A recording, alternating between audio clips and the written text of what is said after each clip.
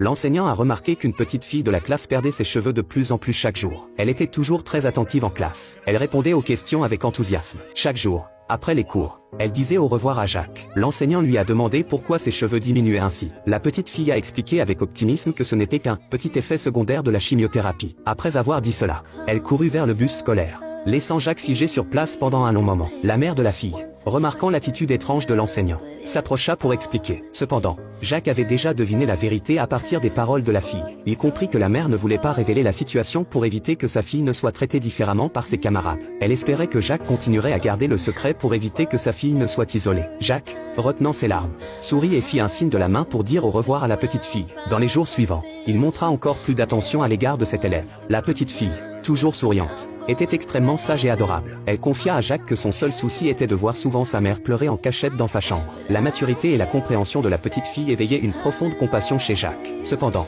certaines souffrances dépassaient ses compétences d'enseignant. Tout ce qu'il pouvait offrir, c'était son écoute, sa compréhension et son soutien. Un jour, soudainement, la petite fille ne put plus venir à l'école. Face à cette dure réalité, Jacques décida de mobiliser toute la classe pour préparer un cadeau destiné à la petite fille, afin de lui montrer leur soutien et leur affection. Malheureusement, quelques semaines plus tard, la nouvelle qu'il redoutait tant arriva. Lors des funérailles de la petite fille, tout le monde entra dans l'église, sauf Jacques, qui choisit de rester dehors. Il savait que ces tics vocaux incontrôlables, provoqués par ses émotions, risquaient de troubler l'atmosphère solennelle de la cérémonie. La mère de la petite fille supplia Jacques de venir faire ses adieux à sa fille. D'abord hésitant, il finit par céder, encouragé par la mère qui lui rappela qu'il était le professeur préféré de sa fille.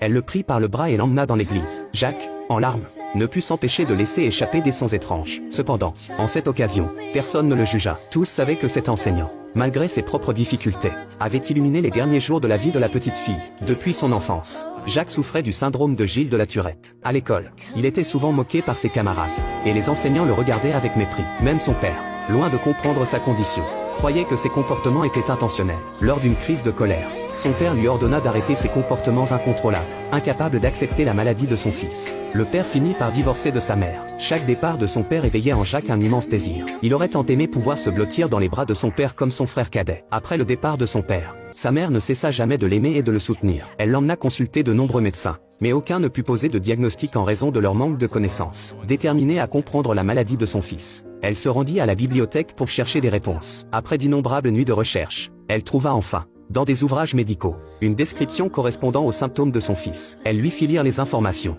et Jacques comprit alors qu'il souffrait du syndrome de Gilles de la Tourette. Sa mère confirma le diagnostic auprès des médecins, mais elle apporta aussi une nouvelle désespérante. Il n'existait aucun traitement pour ce syndrome. En entendant cela, elle se sentit anéantie. Elle aurait tant voulu que son fils mène une vie normale, mais elle ne renonça jamais à chercher des solutions. Elle l'emmena dans un centre de soutien pour les personnes atteintes du syndrome de Tourette, espérant y trouver un peu de réconfort. Là-bas, les patients présentaient des symptômes variés, certains avaient des tics moteurs, d'autres tendaient le cou, et d'autres encore se renversaient en arrière de manière incontrôlable. La mère espérait que Jacques pourrait apprendre quelque chose auprès de ses patients. Cependant, elle constata que, réunis, ils ne s'entraidaient pas, mais se plaignaient de l'injustice de leur sort. Déçue par cette atmosphère négative, elle quitta immédiatement les lieux avec Jacques.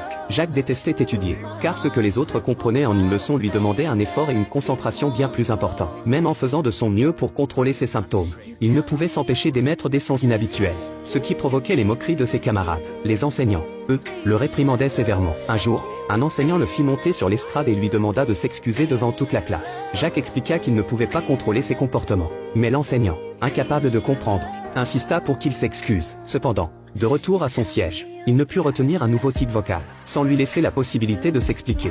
L'enseignant l'expulsa de la classe. À cet instant, le principal apparut. Jacques, terrifié, s'attendait à être puni. Contre toute attente, le principal l'invita à une soirée musicale. Lors de cet événement, bien qu'il fît de son mieux, Jacques ne put empêcher son corps de trembler et sa bouche de produire des sons étranges. Malgré les regards des autres, le principal l'appela sur scène. Face à l'audience, le principal lui demanda calmement pourquoi il émettait ces sons inhabituels. Jacques expliqua qu'il souffrait du syndrome de Gilles de la Tourette, une maladie qu'il ne pouvait ni contrôler ni guérir. Il ajouta que lorsque les gens le regardaient sans préjugés, ses symptômes s'atténuaient. Ses paroles plongèrent l'audience dans une profonde réflexion. Le principal lui demanda alors ce qu'il pouvait faire pour lui. Jacques répondit qu'il souhaitait simplement être traité avec égalité.